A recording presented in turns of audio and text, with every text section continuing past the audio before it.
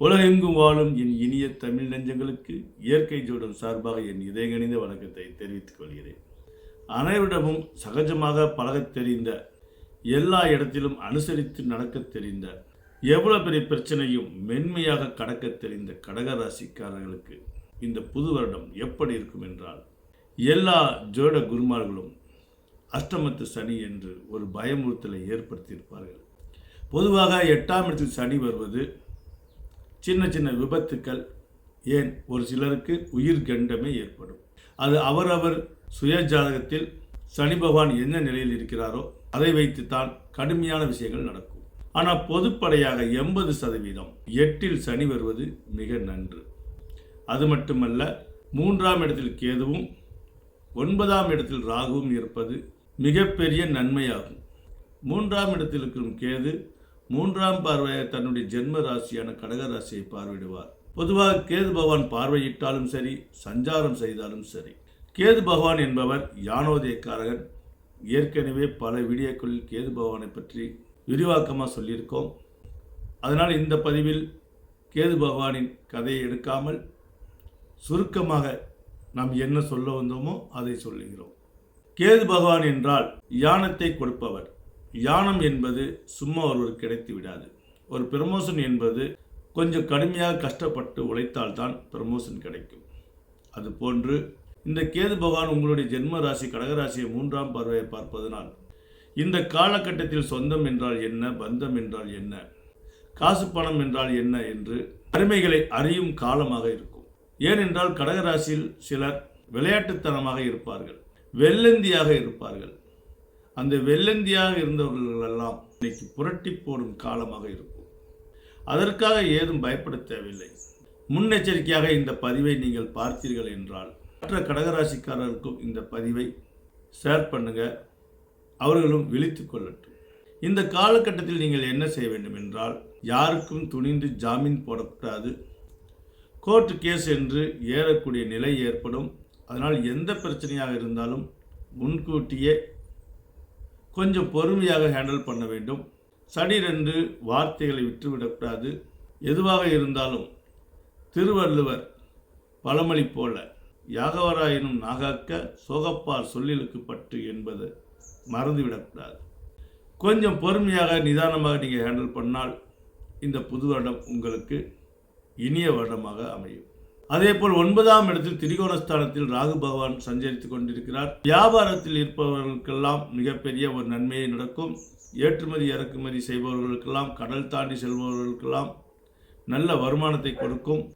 அதே நேரம் மிக கவனமாக அத்தாரிட்டியோடு தான் எந்த ஒரு பொருளையும் அனுப்ப வேண்டும். அதே போல் ஒருவருக்கு பணம் கொடுப்பது என்றாலும், உதவி செய்வது என்றாலும் அத்தாரிட்டி இல்லாமல் உதவி செய்யக்கூடாது. ஏனென்றால் அது திரும்ப வராமல் போய்விடும். ப்ரூஃப் இல்லாமல், டாக்குமெண்ட்ஸ் இல்லாமல் ஏதாவது நீங்கள் உதவிகள் செய்தீர்கள் என்றால் நிச்சயமாக உங்கள் தலையில் அது கல்லுதான் விழும். அதனால் எது செய்தாலும் அத்தாரிட்டியோடு செய்ய வேண்டும். எதை பேசினாலும் நிதானமாக பேச வேண்டும். இவ்வளவுதான்.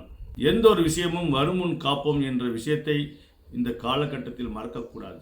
ஏனென்றால் 8ஆம் இடத்தில் இருக்கும் சனி அஷ்டம சனியாகும். இந்த அஷ்டம சனி என்பது ஒருவர் மனநிலையை சீர்குலைக்கும், மன நிம்மதியை கெடுக்கும். அதே போல் 7ஆம் இடத்தில் சனியும் போன வருடத்தில் அதே நிலையைத்தான் ஏற்படுத்தியிருக்கும். அதில் ஒன்றும் பெரிய மாற்றம் ஒன்றும் இல்லை. இருந்தாலும் வருமானம் சுருங்காது. தற்போது 9ஆம் இடத்தில் ராகு பகவானும் 10ஆம் இடத்தில் குரு பகவானும் சஞ்சரித்துக் கொண்டிருக்கிறார். வருமானங்கள் சுருங்காமல் நல்ல நிலையை ஏற்படும். இந்த மனதை பாதிக்கும் சம்பவங்கள் நடக்கும். அதனால் மனவேதனையான விஷயங்களுக்கு இடம் கொடுக்காமல் மனதை திடப்படுத்தி கொண்டு அவரவர் மதப்படியும் இனப்படியும் தூங்கி எழுந்தவுடன் இறை வணக்கம் செலுத்தி வாருங்கள். இந்த காலை இறை வணக்கம் என்பது மிக மிக உன்னதமானது. இந்து சமுதாயத்தினர் சூரிய நமஸ்காரம் செய்து வாருங்கள். நீங்கள் இஸ்லாமியர் என்றால் நிச்சயமாக ஃபஜர் தொழுகை தொழுதே ஆக வேண்டும். அதே கிறிஸ்துவராக இருந்தாலும் சரி, ஜபம் செய்தே தீர வேண்டும். ஒவ்வொரு பௌர்ணமியும் நீங்கள் மிஸ் பண்ணக்கூடாது. கடகம் என்றாலே சந்திரன். ஏற்கனவே விருச்சிக ராசிக்காரர்களுக்கு பௌர்ணமி என்று நிலாச்சோறு சாப்பிட சொல்லியிருக்கோம். அதே போல் விருச்சிகத்துக்கு தந்தை ஸ்தானமாக கூடிய தாயும் நானே தந்தையும் நானே என்கக்கூடிய கடகராசிக்காரர்கள், இந்த கடகராசிக்காரர்கள் முழு சந்திரன் நிலவானவர்கள்.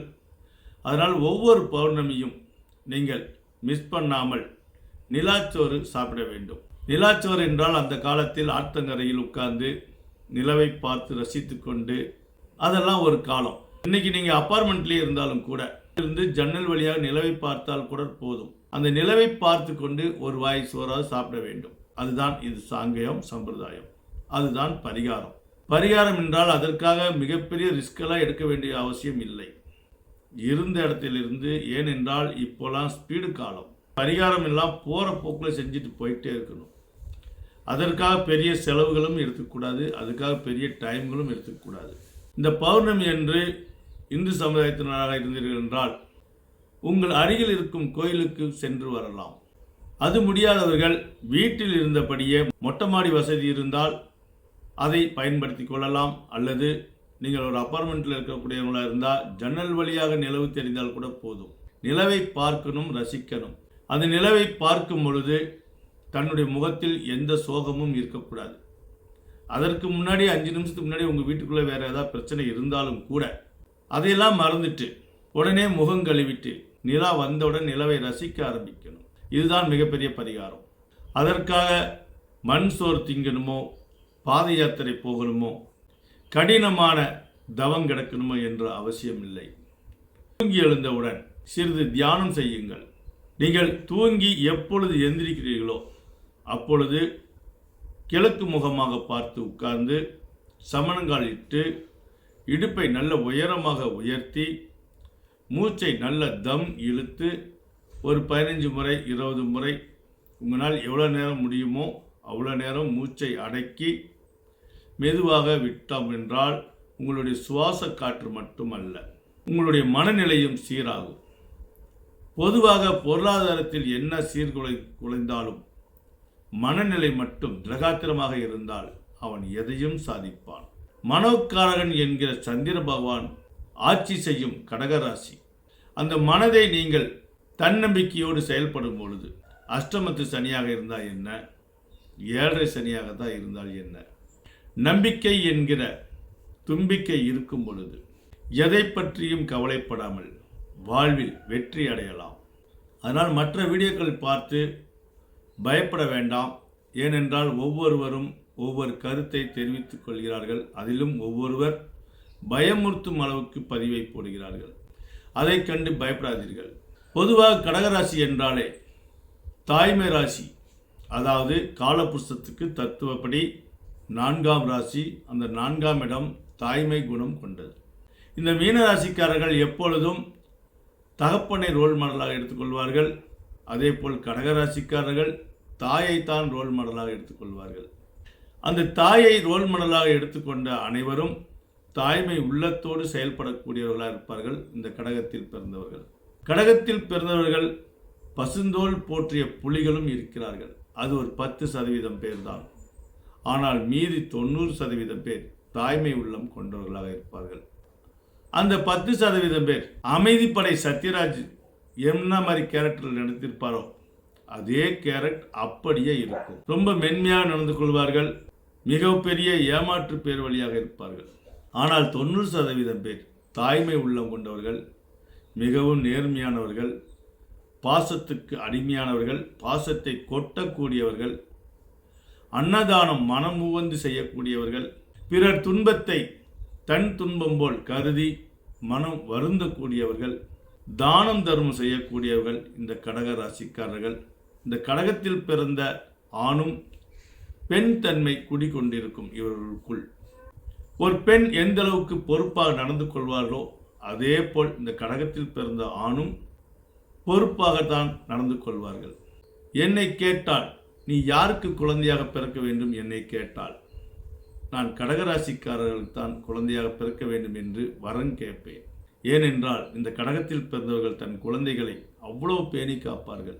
தாய்மையின் பிறப்பிடமே இந்த கடகராசிக்காரர்கள் தான். அப்படிப்பட்ட கடகராசிக்காரர்களுக்கு இந்த புது வருடம் நல்ல வருமானத்தை கொடுக்கும். தன்னம்பிக்கையோடு செயல்படுங்கள். சிறு மனசஞ்சலத்தை ஏற்படுத்தினாலும் நல்ல வருமானத்தை கொடுக்கும். இறைவணக்கம் தினமும் செலுத்தி வாருங்கள்.